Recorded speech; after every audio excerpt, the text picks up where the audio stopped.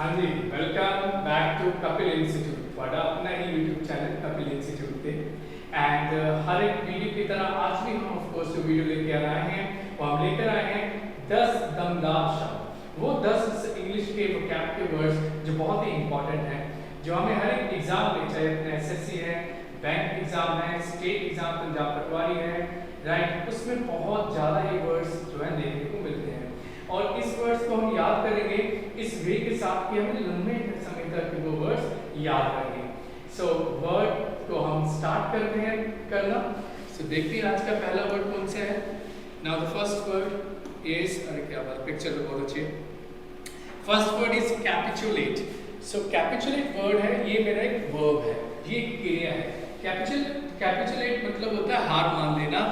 दूसरे जो बंदा है, अपना जो ओपोनेंट है, विद्रोही है, जिससे हमारी लड़ाई हो रही है, उसकी सभी शर्तों को मान लेना, right. So to cease to resist an opponent. So to cease क्या होता है? Stop, right. किसी का जो विद्रोह है करना बंद कर देना, रोक कर देना, और उसकी सारी जो शर्तें हैं, उसकी सारी जो बातें हैं, उनको मान लेना, उसको हम बोलते हैं कैपिचुलेट। अभी याद कैसे रखेंगे?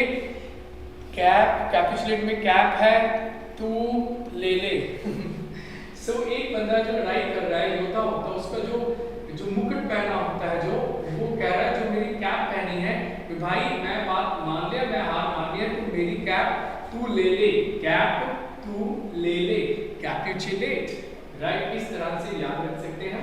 सो एग्जांपल देखिए, they had refused to pay and relented only after being threatened with a lawsuit. तो उन्होंने, जैसे हमें यहाँ पर बात किया कि they refuse to pay and relented, तो रिलेंटेड मेरा जो एक वर्ड है, इसका सिनोनिम है, तो मैं यहाँ पर क्या लिख देता हूँ? इसका सिनोनिम लिख देता हूँ, कैपिचुलेटेड, राइट। पहले तो उन्होंने मना कर दिया, पैसे नहीं देंगे, लेकिन उन्होंने बात मान ली। कब? जब उनको थ्रेटन, धमकी दी गई, लॉसूट की, कानून की धमकी दी गई, फिर उन्होंने अपनी हाथ मान ली और शर्तें सारी मान ली। सो कैपिचुलेट, रिलेंट, और मतलब क्या होता है इसका? सभी शर्त मान लेना। पिक्चर में भी हम देख सकते हैं, ये जो बंदा है वो सारी शर्तें मान रहा है। ये लीजिए मेरी कैप तू ले जा, तू ले ले, कैपिचुलेट। नेक्स्ट देखते हैं वर्ड हमारा। Next word is estrange. Estrange में जो वर्ड है स्ट्रेंज है।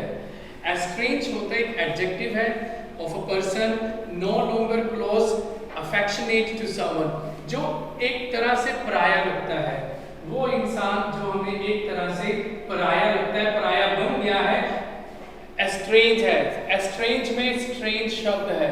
एस्ट्रेंज में जो हमें स्ट्रेंज जैसे लगता है, जैसे कि हम बोलते हैं he is now estranged to me, मेरे लिए अभी वो पराया हो गया। पहले मैं किसी को बहुत अच्छा फ्रेंड मानता था, लेकिन अब वो मेरे लिए क्या है? एस्ट्रेंज हो गया है, एक स्ट्रेंज बन गया है, राइट। सो इसका सिनोनिम जैसा एक वर्ड बना हुआ है एलियनेटेड। एलियनेटेड और स्ट्रेंज सेम वर्ड है मीनिंग के, लेकिन बस ये एडजेक्टिव की तरह यूज होता है, और ये एलियनेट जो मैंने वर्ब की तरह यूज किया हुआ है, सेकंड फॉर्म वर्ब है। नेक्स्ट देखिए अपना सेंटेंस, एरोनियस। एरोनियस होता है जिसमें एरर हो। अभी एरोनियस शब्द में ही एरर लिखा हुआ है, right, error, right. Erroneously adverb है एक ये, और इसका मतलब क्या होता है? इन अ मिस्टेकन वे और इनकरेक्टली, गलती से कोई काम कर ले तो erroneously. So the word is pronunciation of this word is erroneously, error, erroneously. So जिसमें कुछ गलती हो या गलती से हम काम करें कुछ, जैसे कि सम Gardner's erroneously believe they need a lot of room to grow vegetable। बहुत सारे जो गार्डनर्स हैं वो ये समझते हैं कि उनको बहुत ज़्यादा जगह चाहिए वेजिटेबल को ग्रो करने के लिए। तो मतलब ये उनका जो सोचना है, वो जो सोच रहे हैं, वो एरोनियसली सोचते हैं। वो चीज़ एरोनियसली मतलब गलती से, ये चीज़ फैक्ट नहीं है। सो एरोनियसली एरर है इसमें, और एरोनियसली क्या होता है? गलती से। नेक्स्ट वर्ड देखिए हम। Next word is restive, right. Restive actually क्या होता है? ये एक एडजेक्टिव है, विशेषण है, मतलब रेस्ट कर करके रेस्टिव हो गया। इतना रेस्ट किया फिर भी रेस्टिव खत्म नहीं हुआ। रेस्टिव होता बेचैन, राइट। सेंटेंस देखिए, पहले एग्जांपल देखिए इसकी, सेंटेंस सॉरी मीनिंग देखिए, unable to remain still silent, बेचैनी लगी रहती है, कितना भी रेस्ट कर लूं, कितना भी मैं रेस्ट करूं, लेकिन मैं रेस्टिव ही रहता हूं, बेचैन भी रहता हूं। सो अभी एग्जांपल देखिए, the audience was becoming restive as they waited for the performance to begin. जो ऑडियंस है जो रेस्टिव थी, बेचैन थी, राइट, बेचैन हो रही थी क्योंकि वो वेट कर रहे थे परफॉर्मेंस के स्टार्ट होने से, राइट। तो इनका जो रेस्टिव जो वर्ड है, कितना भी रेस्ट कर लो लेकिन बंदा रेस्टिव भी रहता है, मतलब बेचैन भी रहता है। सो नेक्स्ट वर्ड देखिए हमारा क्या है, खुल जा से नोमैडिक। नोमैडिक एडजेक्टिव है, एक विशेषण है। नोमैडिक होता है living the life of a nomad, wandering, आवारा, मतलब जो बंदा एक जगह में टिक के नहीं रहता, मतलब पहले एक साल दिल्ली रहा, दूसरे साल चंडीगढ़ चला गया, तीसरे साल कनाडा गया, फोर्थ ईयर ऑस्ट्रेलिया गया, यूएसए गया, एंड सो ऑन। सो एक जगह टिक नहीं रहा है, जगह जगह, गली गली, country to country to country, from one country to another country, जो मूव करता रहता है, चलता रहता है, आवारा लोग एक तरह। लेकिन आवारा में इसको नेगेटिवली मैं नहीं बोलूंगा, ऑफ कोर्स जो बहुत जगह घूमता ही रहता है, राइट। इसको पॉजिटिव सेंस में भी ले सकते हैं, ऑफ कोर्स नेगेटिव में आप ये लेंगे कि बंदा सेटल नहीं है कहीं, एक जगह टिक के नहीं रुकता, राइट। सो वो है नोमैडिक। नोमैडिक कैसे ना, एक जैसे यहाँ पर लिखा है नोमैड, नोमैड में एक अपना ट्राइब होता है, कबीला होता है, जिसको हम बोल देते हैं, क्या बोलते हैं यार, बंजारा, राइट। जो बंजारा कबीला होता है ना, तो वो लोग नोमैड होते हैं। सो जो हमेशा एक जगह नहीं टिक के बैठते, मतलब अलग अलग जगह पर वो मूव करते रहते हैं, वो नोमैडिक है। सो अभी इसमें हम याद कैसे रखेंगे, नोमैडिक में शब्द है मेरा MAD, मैड, जो मैड की तरह, पागलों की तरह घूमता रहता है, चलता फिरता रहता है, कभी वो कभी इधर कभी उधर, तो उसको हम क्या बोलते हैं, नोमैडिक एडजेक्टिव है। जैसे कि we spend the morning wandering around the old part of the city like a nomad, या like nomadic, इधर उधर हम घूमते रहे, जैसे कि एक नोमैड जो है, नोमैडिक बंदा जो है घूमता है, उसी तरह हम भी जो मॉर्निंग जो है इधर उधर घूमते रहे। सो नोमैडिक को हम याद रखेंगे, मैड की तरह जो घूमता ही रहता है। नेक्स्ट देखिए वर्ड हमारा क्या है, डेरोगेटरी। अभी डेरोगेटरी देखिए, अभी पिक्चर देख सकते हैं आप, इसको ये जो बंदे को ट्रीट किया जा रहा है जिस तरह से, बड़ा ही इंसल्टिंग वे से किया जा रहा है। लेकिन ऑफ कोर्स एक चीज पिक्चर में ध्यान देने वाली है भी, ये एक इंसान है और यहाँ पर ये डॉग्स है। तो जब हम इंसान को एक डॉग की तरह, मतलब कुत्ते की तरह ट्रीट कर रहे हैं, तो उसके लिए वर्ड क्या यूज करें, डिरोगेटरी। डिरोगेटरी होता है बहुत ही ज्यादा इंसल्टिंग, बहुत ही ज्यादा बेइज्जती वाला है। डिरोगेटरी स्टेटमेंट होता है, डिरोगेटरी कमेंट होता है, डिरोगेटरी कोई भी आपने स्टेटमेंट दिया, राइट, कमेंट किया, तो ये सारी जो होते हैं डिरोगेटरी वर्ड होते हैं। सो डिरोगेटरी क्या होता है, शोइंग अ क्रिटिकल और डिसरिस्पेक्टफुल एटीट्यूड, अपमानजनक, जिसको बोलते हैं अपमानजनक।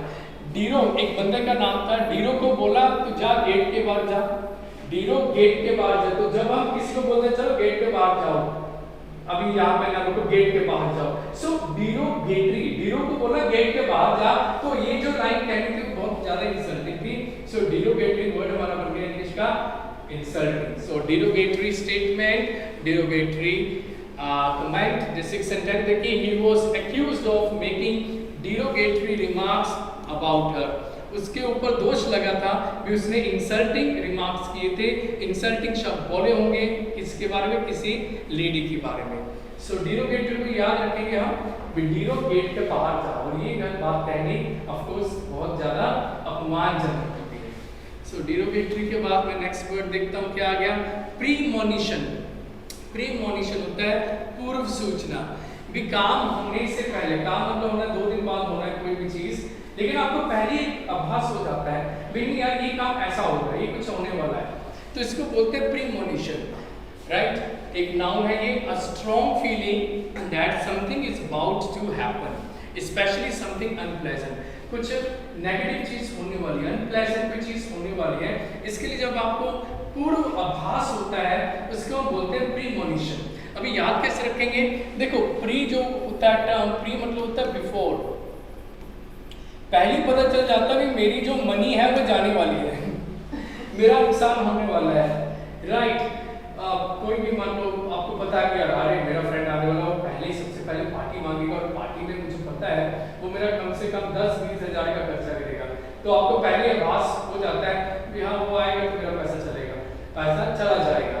सो प्रीमोनिशन हो गया, आपको पहले पता चलेगा मेरा मनी जाने वाला है। सो प्रीमोनिशन मतलब होता है पूर्व नॉट अभ्यास, सॉरी पूर्व आभास, पहले ही पता चल जाए। सेंटेंस देखिए, he had a premonition that his plane would crash, so he took the train। उसको पहले ही हो गया था, फीलिंग आ गई थी भी नहीं यार अगर मैं प्लेन में गया मेरा जो प्लेन है वो क्रैश होगा, इसलिए वो ट्रेन उसने ली। फिर ट्रेन का एक्सीडेंट हुआ क्या मजाक कर रहा हूँ, ऐसा नहीं है, कुछ नहीं पता मुझे आगे क्या हुआ उसके साथ, लेकिन आपको जो होना है तो होना ही है, राइट। सो प्रीमोनिशन, लेकिन जो वर्ड है प्री मतलब होता है पहले, पहले उसको आइडिया होता है, पहले आइडिया होता है उसको। नेक्स्ट देखो अपना वर्ड इल्यूड। इल्यूड देखो ये भाग रहा है, ये पुलिस वाला, ये चोर है, ये भाग रहा है ये बंदा, राइट। सो इल्यूड क्या होता है, जो देखकर, खासतौर पे हम यूज करते हैं क्रिमिनल्स के लिए। ये इल्यूड मेरा वर्ब है जो बचता है, एस्केप होता है बचना, फ्रॉम और अवॉइड करना किसी डेंजर से, एनिमी से और परस्यूअर से। परस्यूअर मतलब जो आपका पीछे पड़ा हुआ है। टिपिकली इन अ स्किलफुल और कनिंग वे। कमीना, कनिंग वे क्या होता है, ऑफ कोर्स जो कमीना मैंने वर्ड बोला, ऑफ कोर्स कनिंग मतलब कमीना भी होता है अगर हम इंसान की बात करें। कनिंग वे हो गया कि काफी चालाकी से हम बोलता है, बड़े चालाकी से निकल गया बंदा, राइट। जैसे भी जो पुलिस जो चोर है, जो क्रिमिनल है, पुलिस को इल्यूड कर लिया। इल्यूड कर लिया मतलब बड़े चालाकी से निकल गया, भाग गया, बच गया, राइट। और पुलिस को इल्लू इल्लू बोल के चला गया पुलिस को इल्लू इल्लू बोल के चला गया, निकल गया, बच गया, भाग गया। सो इल्यूड क्या होगा, जो आप जो है सिचुएशन में फंस गए हैं, मुसीबत में फंस गए हैं, लेकिन आपने इल्लू इल्लू बोला और निकल गए सो इल्यूड जो है इल्लू इल्लू बोल के निकल गया। सेंटेंस देखिए, the killer was able to elude the police, right, बच के निकलना।